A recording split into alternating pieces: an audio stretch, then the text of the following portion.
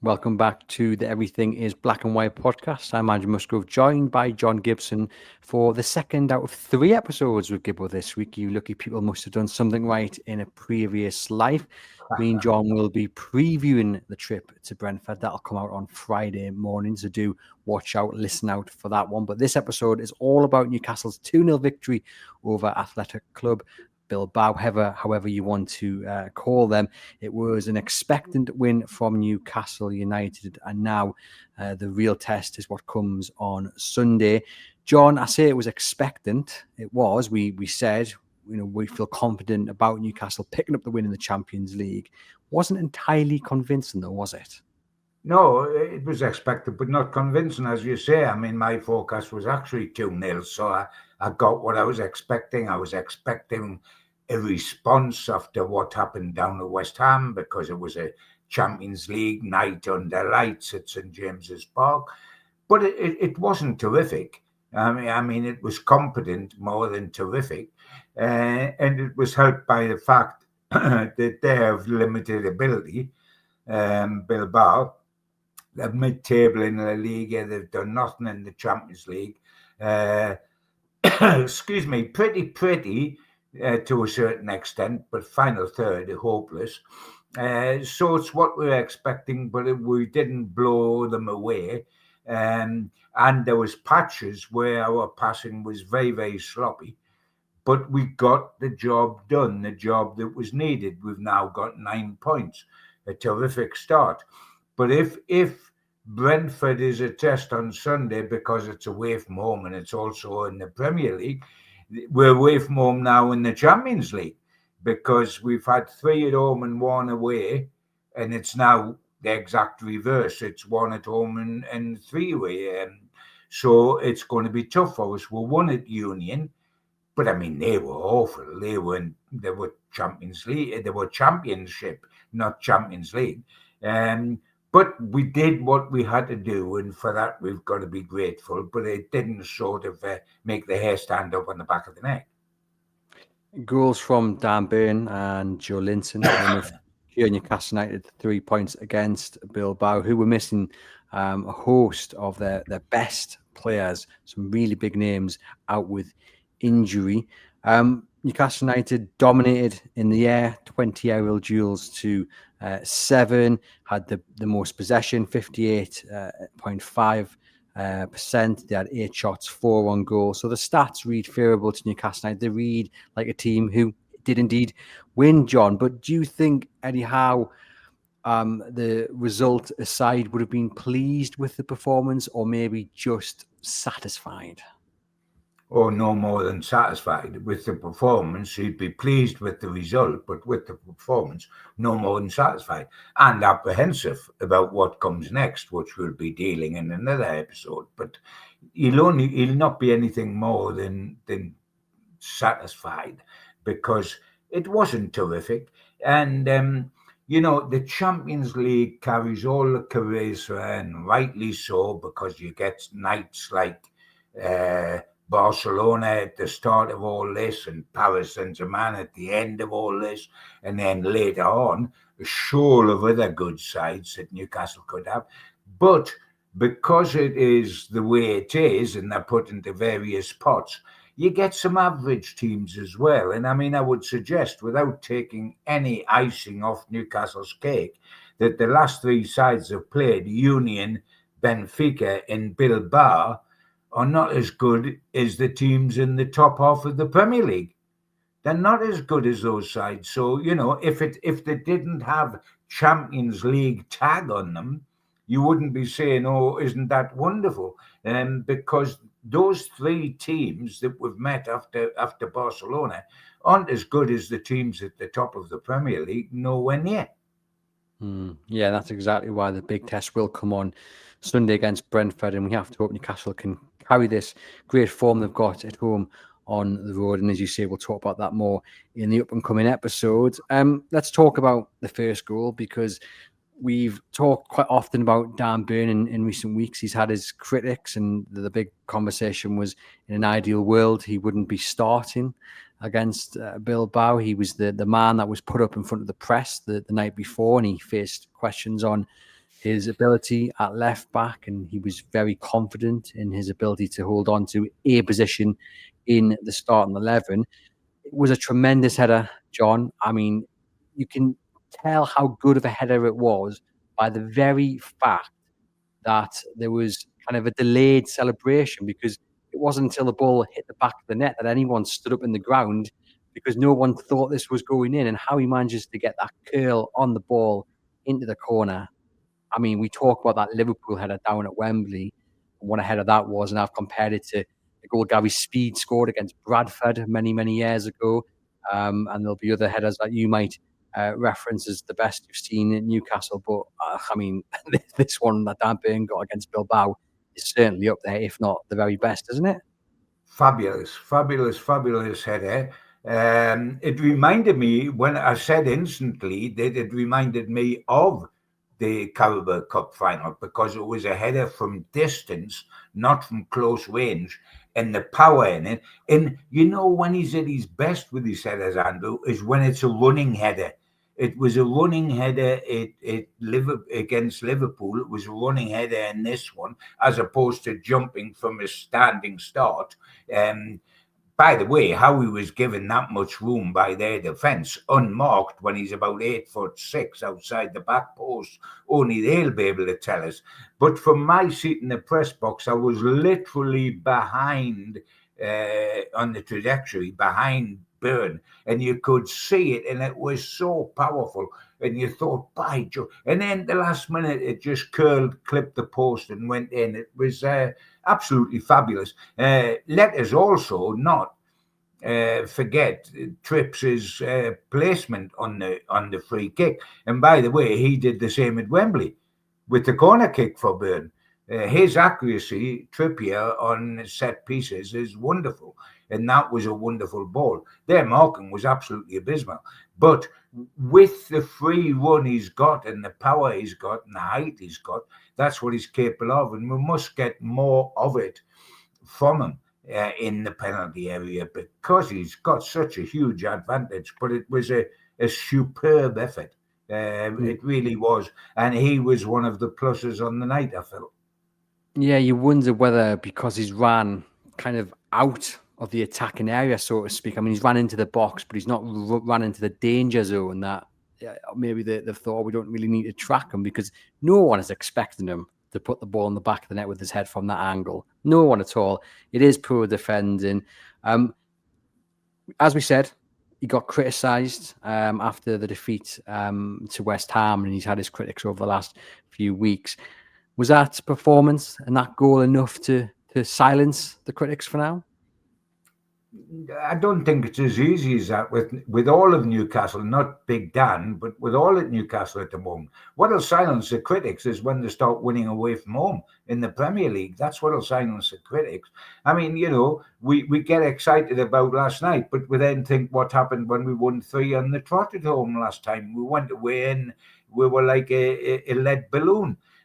So no, one game's not going to do that. What you'll always get from Big Dan Burn is honesty and a huge heart and a willingness, which is why, after such an awful display, Eddie would put him up at the press conference, because he's a local lad. He will be honest as the day is long. He'll admit what they did wrong, and he will always put a positive spin on it and on himself.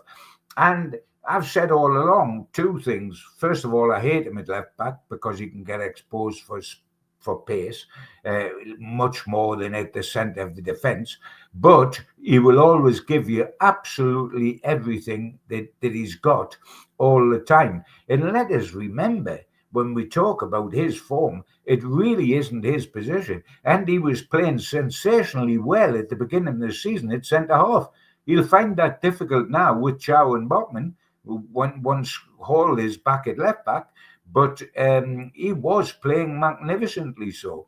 And he's got a problem on his plate, because it's World Cup year.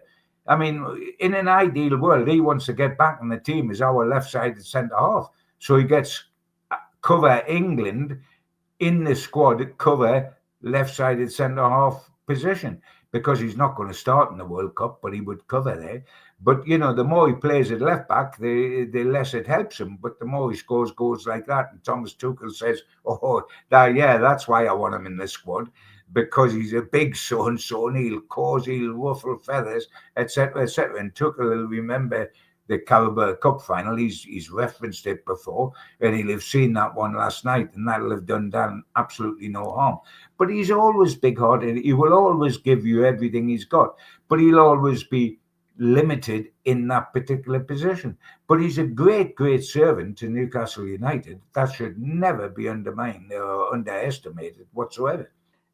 It's going to be interesting now that Lewis Hall is back amongst it as well. He came on for Big Dan Burn just after the hour mark. It was great to see Hall back on the pitch. I mean, is it too early to suggest, and we'll talk about this obviously more on Friday, but is it too early to suggest that he comes in for Dan Burn on Sunday? Yes, I think it is. I think he was wonderful, and more learned what we've missed and what Dan Burn doesn't give us, bless him, with some surging runs from deep position, swaying past opponents in front of him to continue. I mean, it was wonderful to watch. And when I say it's too, I think Sunday is. He's been out an awful long time. And I tell you what, he's not going to drop Big Dan at the moment after scoring and playing like that. I think he'll get a fortnight's rest after Sunday. Will in another fortnight's training in him, and then we'll see the real Hall back. But I think it's too early, and I think we're talking about a loyalist in Eddie, and can you see him dropping Dan Burn? Because I hear they keep using this word rest when they really mean dropped. Because if you're not played and you played the last game, you're dropped. But and Dan Burn has played so much football for Newcastle and virtually never been rested at all. You could do with a rest, but in a way, he'll get a rest in the international fortnight because he'll be away with England, but he won't play both games. Well, it was just the poor response by Dan Burn, really, given the criticism he's had over the last few weeks. Obviously, gets the goal. He wins 7 out of 8 of the duels that he attempted, 3 out of 3 ground duels, 4 out of 5 in the air. So he's very, very good, kind of all round. And I think he, more than anybody, will welcome the return of Lewis Hall, because that element of competition, it makes you step up. At the moment, he's got a free hit at it because there's no one really there to come in and rival him for that left back spot. So I think he'll be happy that he maybe got a bit of a rest coming off with 30 or so minutes to go, and also that he is going to now have a bit of competition.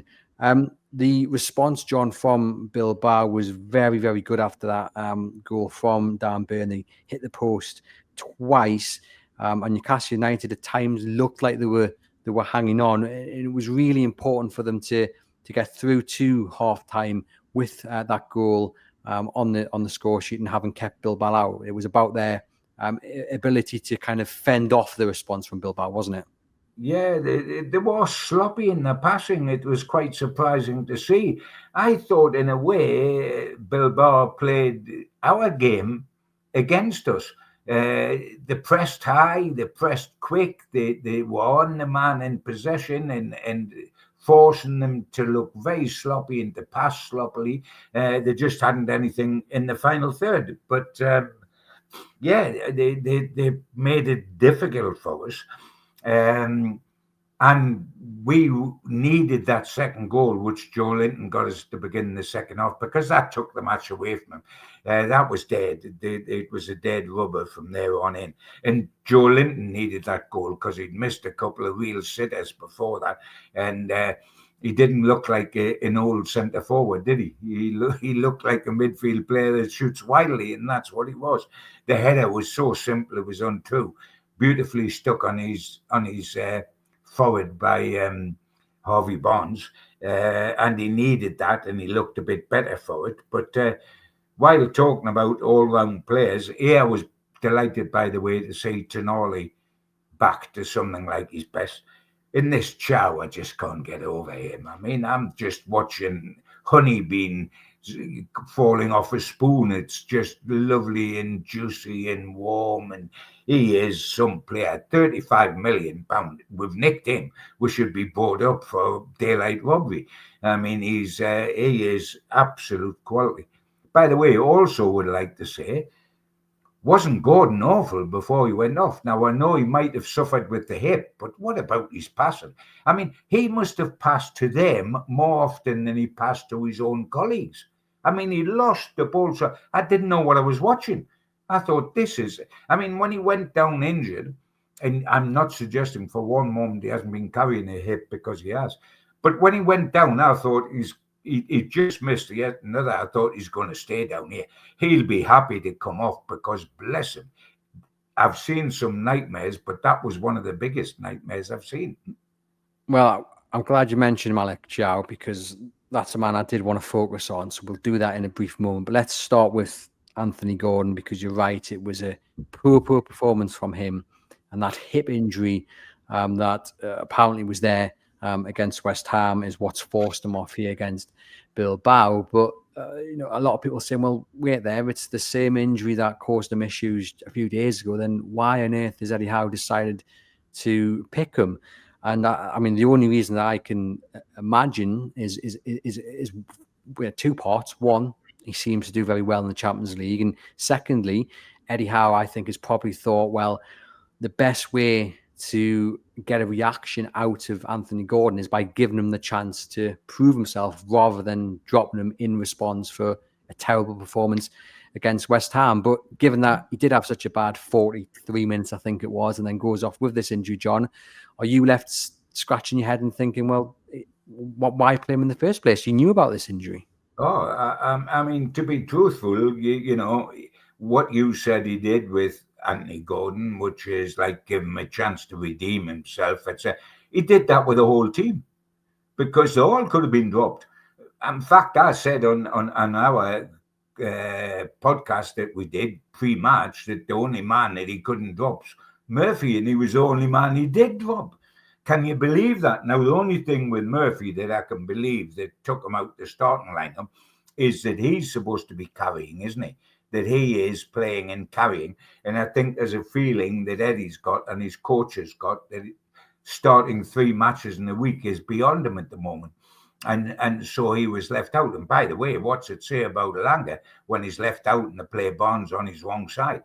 It tells you how much trust's in Elanga at the moment, with his form, poor lad.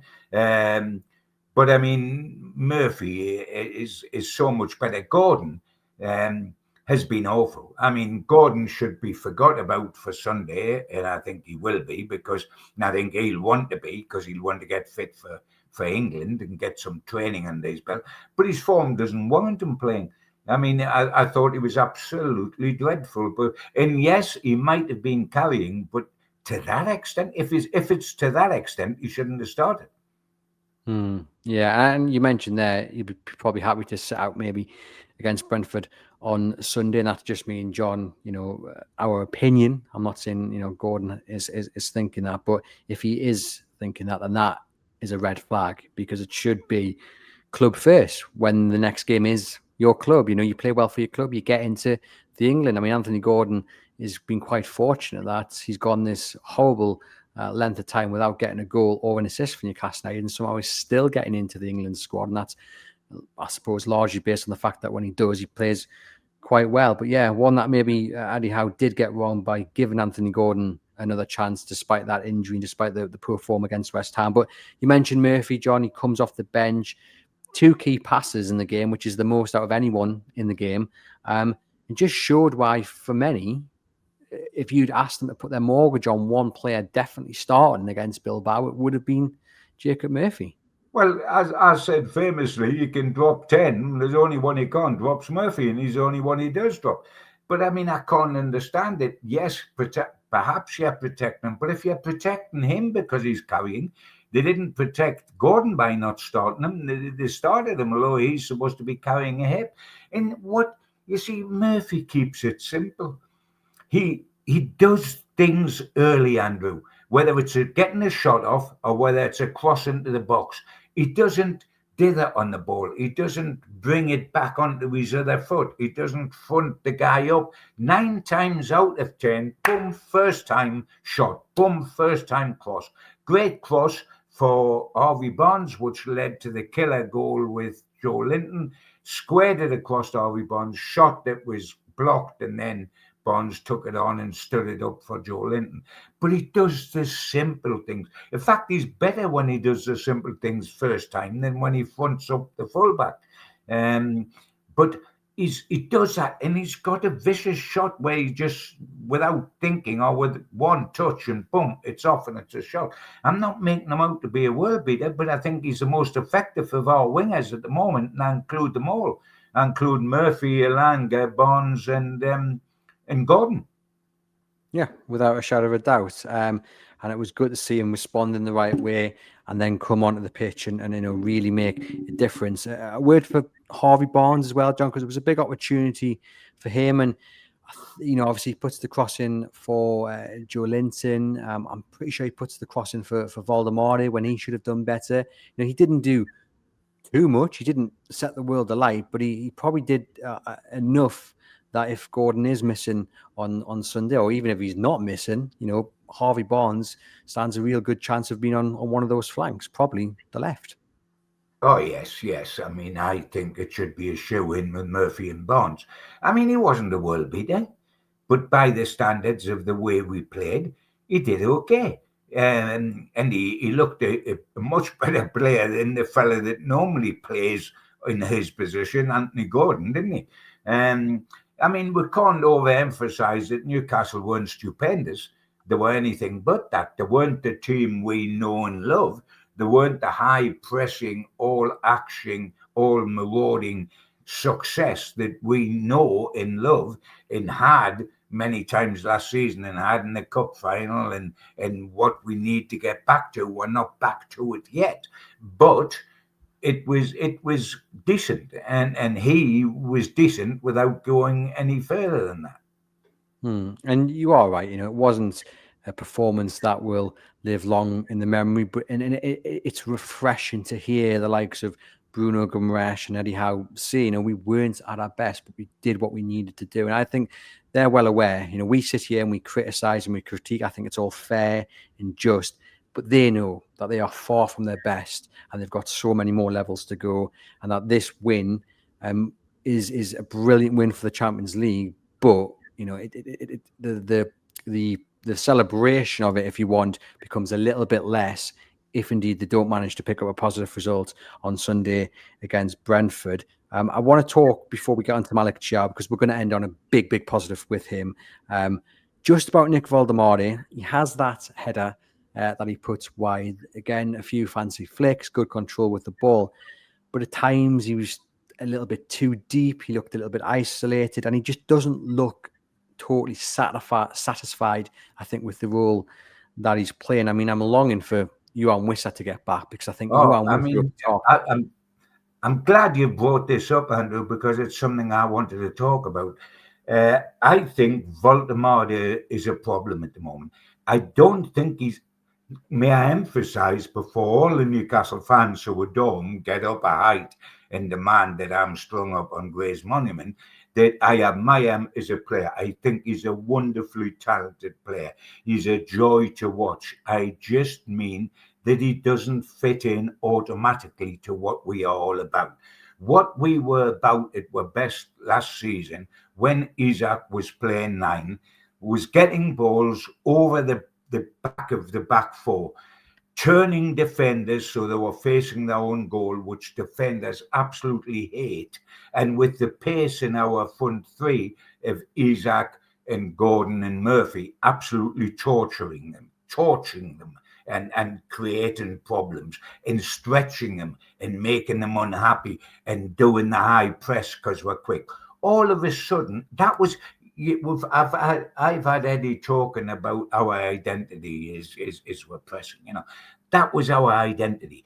All of a sudden, because Isaac's gone and because Wissa has not been fit enough to even play one solitary single game, we've got a player who plays a totally different style. It is totally foreign to the way we have played.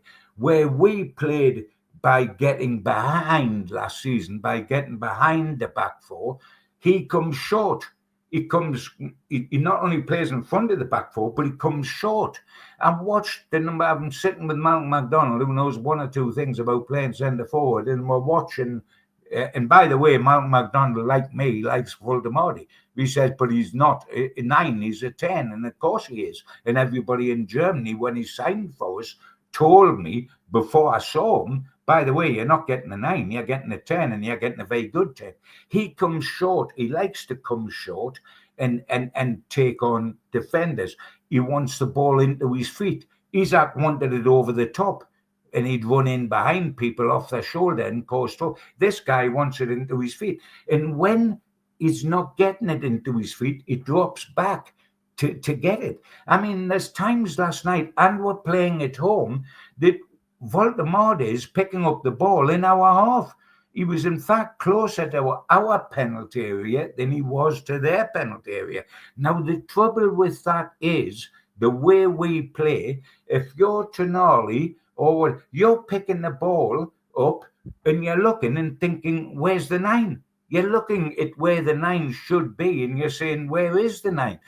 Also, away from home, Andrew, if you're defending away from home and you haven't got somebody that's standing up there, you haven't got an out ball.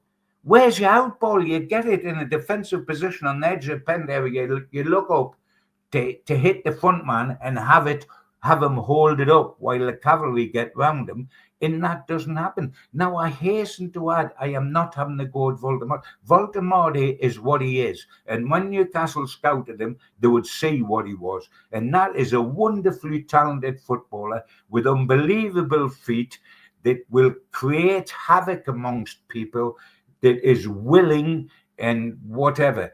But he's not a 9, and because of Wissa, we're having to play him as a 9. And it's unfair on him because he's not a 9, and he doesn't naturally play that way. We've got to encourage him, even though it's going against his natural instincts, to stay further up the field. I looked at last night, we're at home, and there was times where there was nothing. If you're a winger, who are you crossing to? If you're Tonali hitting where's the front man you're trying to hit? If you need an out ball when you're defending, say at Brentford, and you look up and where the number 9 is a hole, because Voldemort has come to play as a 10. And he's a wonderful 10. He's a smashing 10. And I know it's not the fault of Eddie either, because he hasn't got Wissa. But this guy's got to be told there's sharks behind you. You can't come back, else you're in a pool of sharks. You've got to stay up there. You've got to sacrifice yourself just a little bit for the cause, because we ain't got an out ball. We haven't got an out ball, Andrew.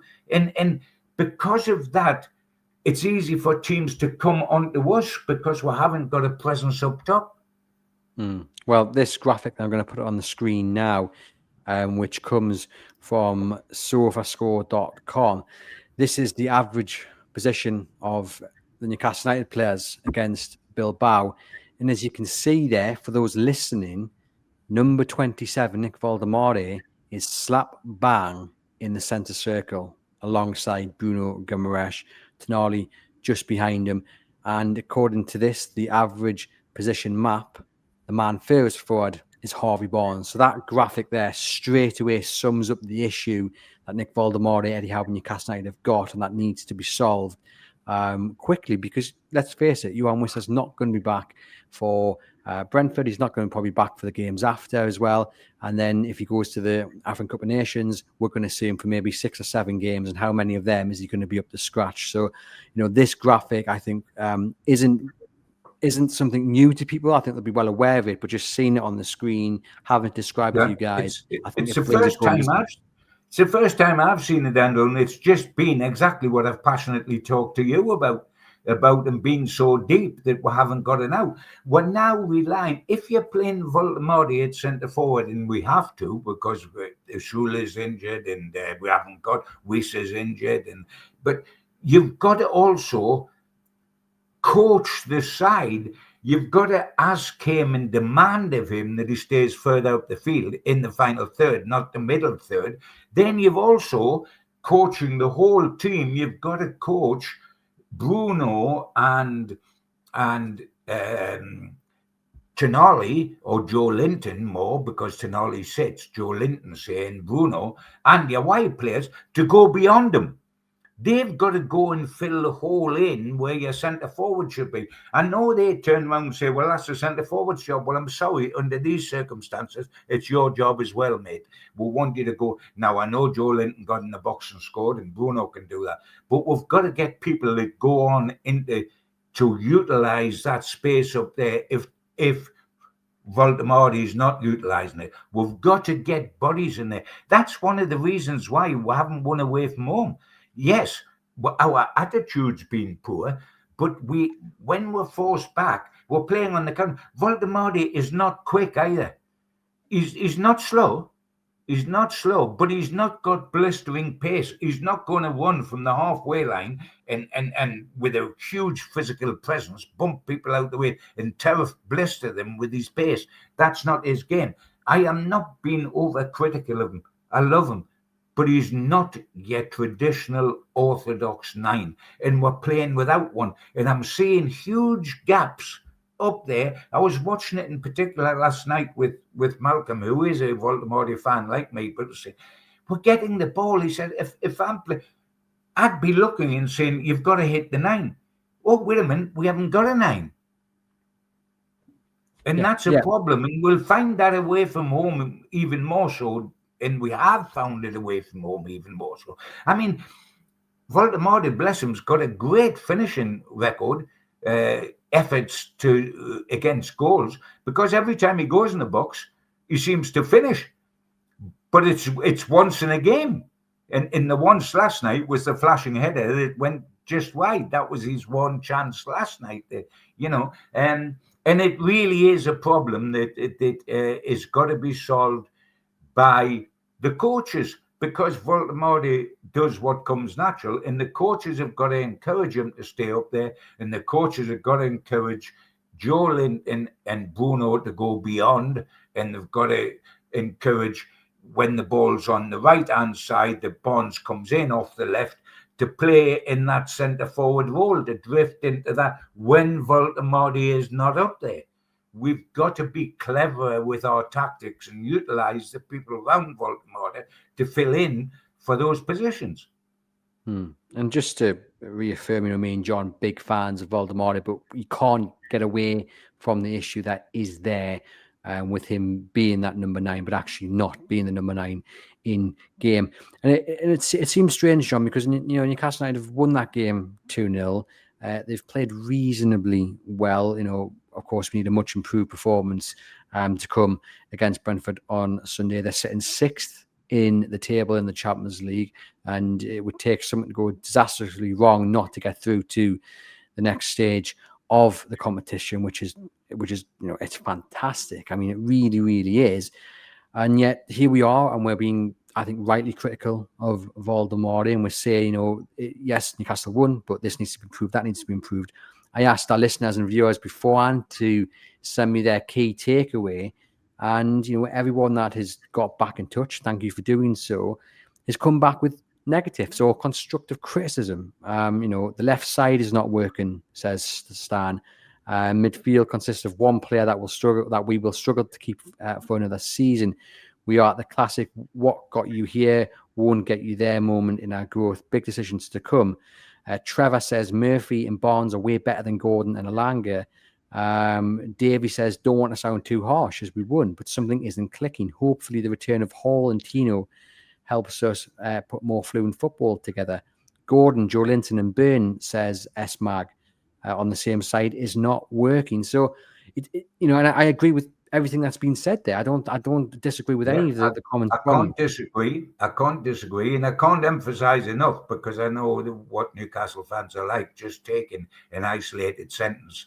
I can't say and stress too much how much of a Voldemort fan I am, but we're asking him to play a role that he doesn't do naturally. He's not a number 9, and we're asking him to play there, and we're judging him as that. And because he scored a few goals early on, it's whitewashed over certain things that are now coming home to roost.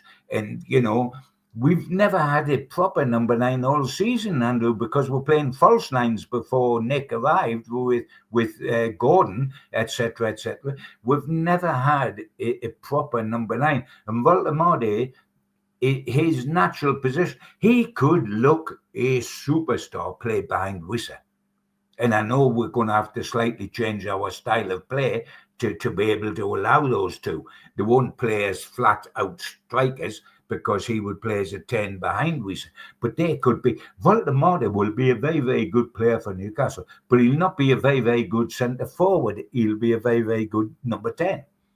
Yeah, I don't think anyone will disagree with you on that. I think the bigger point that I was trying to make there, reading out those tweets that sent in on the back of also our discussion there about Voltemade, is that it does seem slightly strange to be sat here despite the positive result, despite the positive place in the table, and yet it doesn't feel, I don't know what the right word is, but I don't feel like I want to run down the street and celebrate. I'm not feeling top of the world. Do you know what I mean? I do.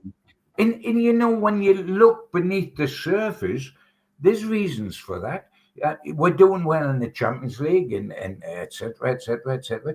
But we've had 3 at home and 1 away. The test's going to be the next games in the Champions League, where we're 1 at home and 3 away.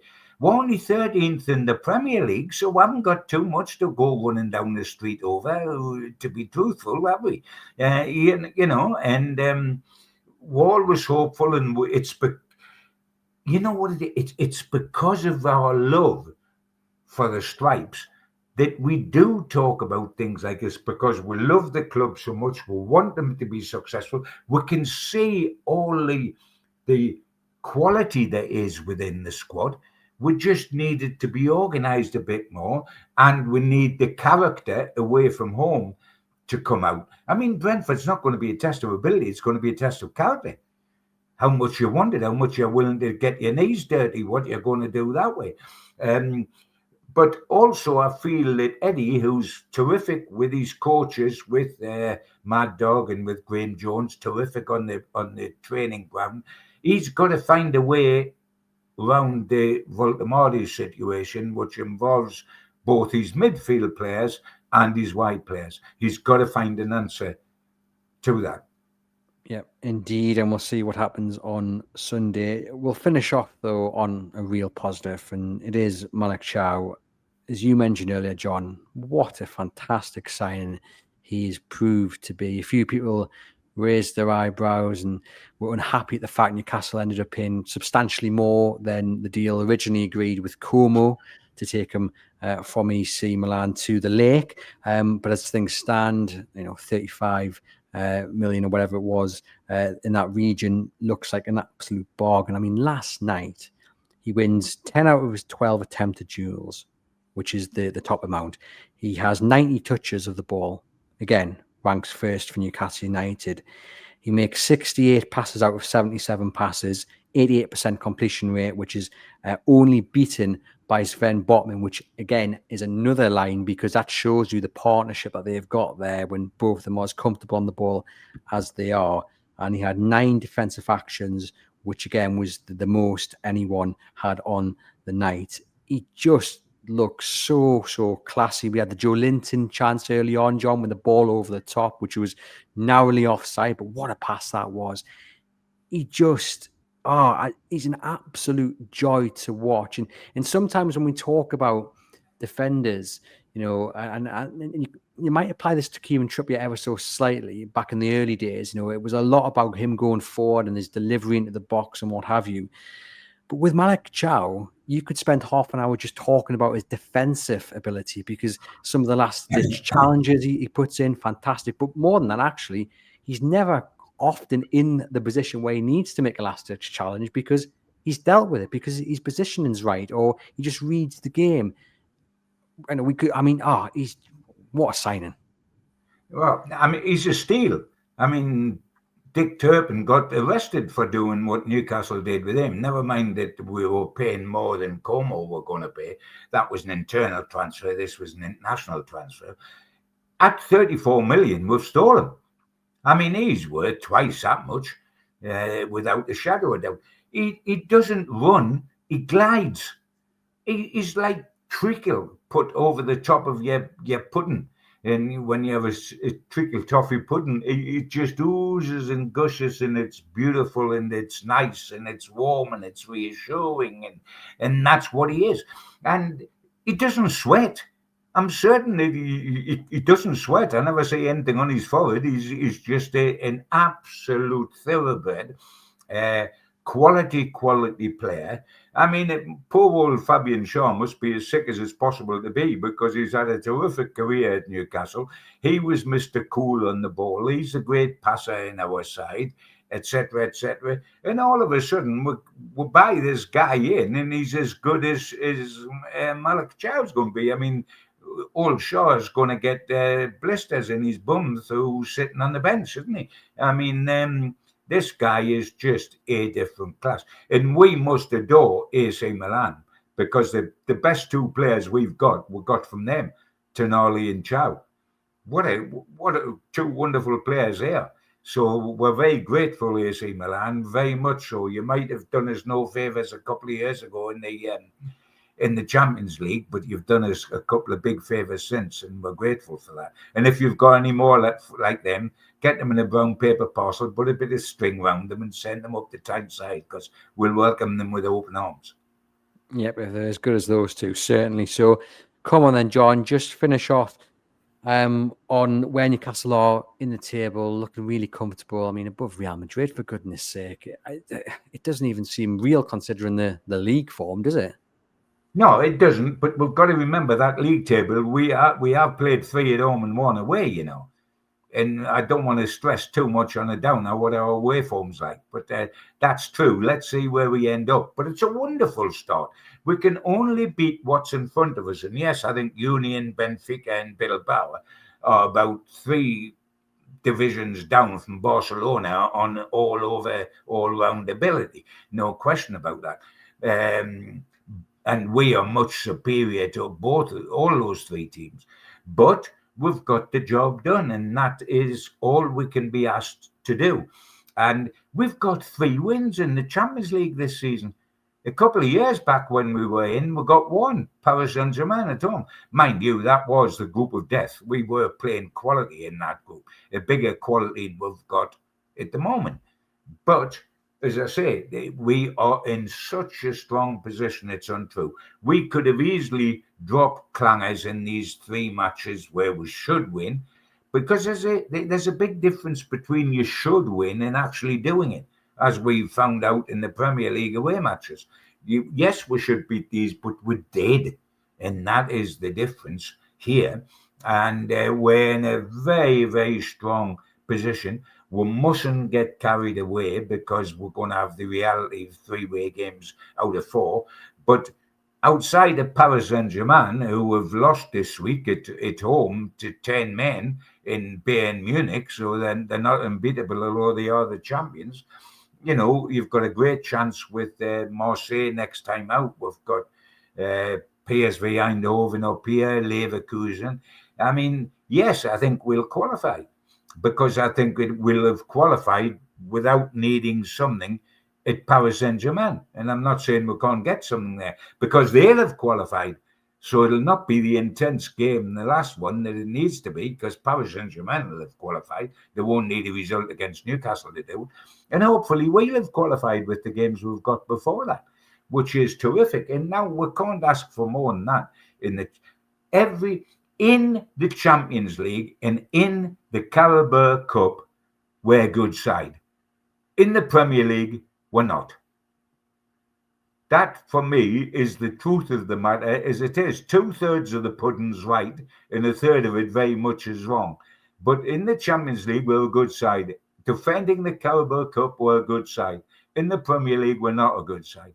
That is the current situation. It can change, but that's the current situation for me. And let's be grateful. I'm grateful for the Champions League, and I'm grateful for what it means, and I'm grateful for the big stage, and I'm grateful for the Geordies being on the big stage. That is wonderful. That's where we belong. But a little word of caution, let's get up the Premier League, because that's how we'll get on the Champions League again next season. Yep, and hopefully it changes the form in the Premier League with victory over Brentford. Like I say, watch out for the match preview with me and John coming on Friday morning. But for now, enjoy the rest of your day, and we shall see you guys tomorrow.